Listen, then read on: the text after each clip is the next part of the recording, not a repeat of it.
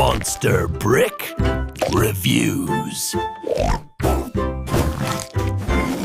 Here's a look at the Power Functions compatible set of 42 pieces.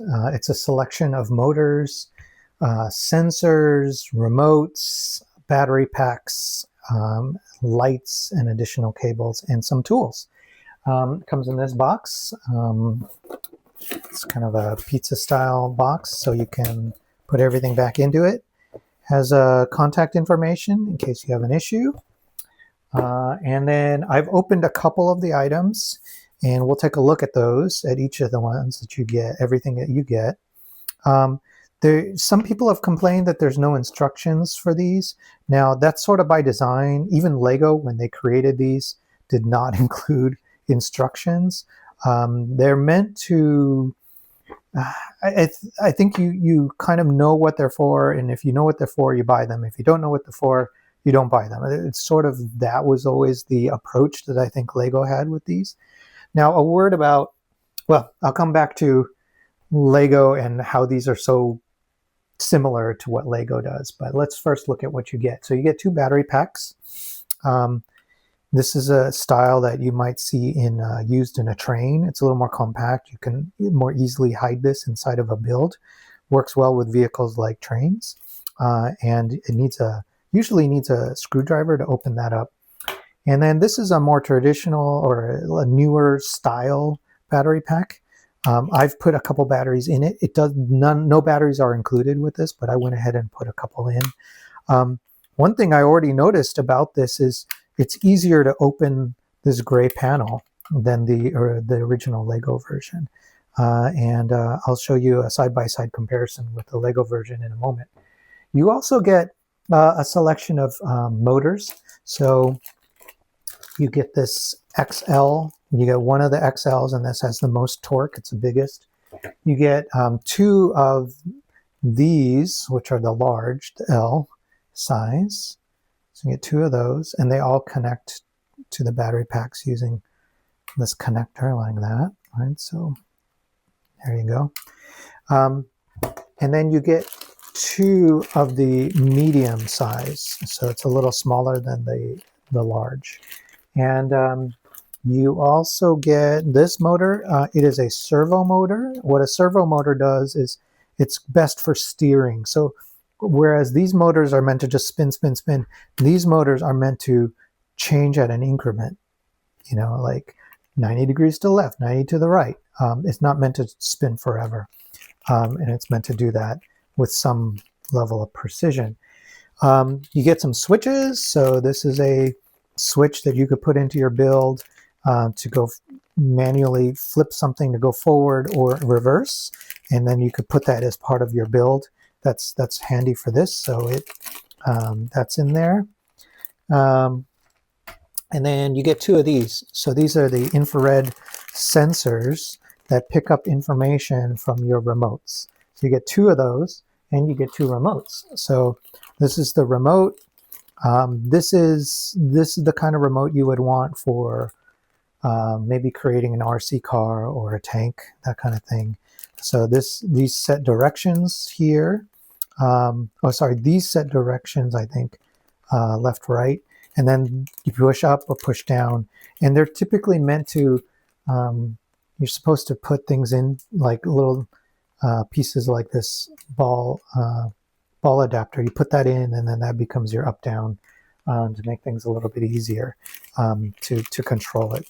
And like all of these things all have these Technic compatible pin holes so that you can integrate it with another with the rest of your build, or you could maybe put 2 remotes side by side, that kind of thing.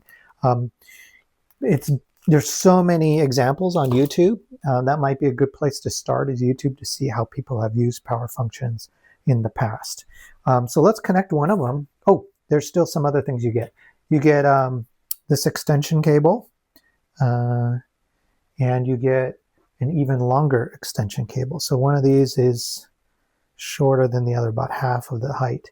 And something to note about all of these cables is that they're meant to be stacked. So you can always connect them together. So you can take two of those, click them together, and now you've got an even longer extension cable. Okay, so that's something that you can do with these. And you also get this tool. It has multiple functions. It's basically a hammer, but you can take it apart. And so it has a brick separator built into it. It's got a Technic tool here, a tool here, a tool here. But when you put it together, this is a weighted and this is a rubberized piece. So you can use this to get bricks a little bit, either collapse bricks a little bit better, or push pins in, that kind of thing. You get 3 traditional brick separators. These are identical to Legos, especially this orange one, but they don't have any branding on them. And then you also get this screwdriver. That's handy because this battery box actually needs you to use a screwdriver to open it up. And you get this weird set of pliers. I think they're meant for you to like grab onto an axle or a pin and then pull it out of your build if you're disassembling. And also you can use this as a way to push a pin out from the other side with that. And then you can customize it because there's holes on it. And then the edges are plastic, but this tip is a little bit rubberized, I want to say. And it's spring-loaded, which is kind of nice. And then all of that actually fits into this little mesh bag that they provide. So the tools can all go in there. Okay, so let's take a look.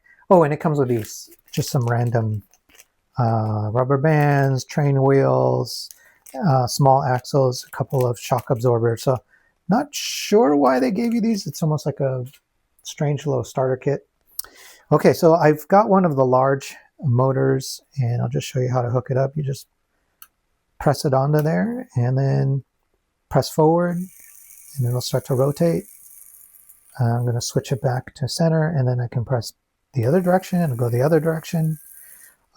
It runs fairly quiet. It's very similar in style to Legos ones. I can feel the torque is similar.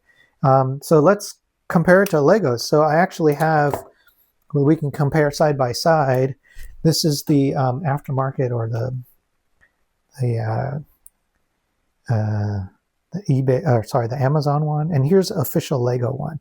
So they're very, very similar. You can see that they've molded that connected piece right into the box instead of not doing it. And then the side view, almost identical. And then, you know, this is a little bit harder to open, especially if there's batteries in it. So the box is pretty much the same. Let's look at the motors. So here is Lego's large motor. You can see right there, it says Lego. And here's the Amazon one. They are identical in size. If you didn't know better, you would think it was a Lego one because it's so close. And the connectors are pretty much identical also, front and back.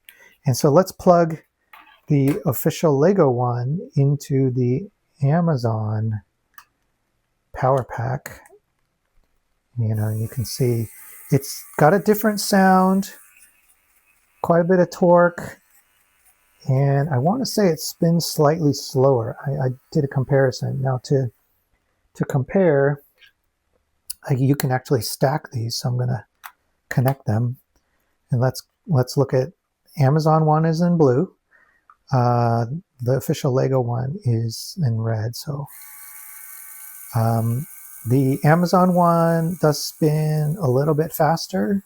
As far as torque goes, they feel similar, and I don't have additional ways to, you know, scientifically compare, but as far as needing a large motor, I think you're in good hands with these. It'll probably hold up.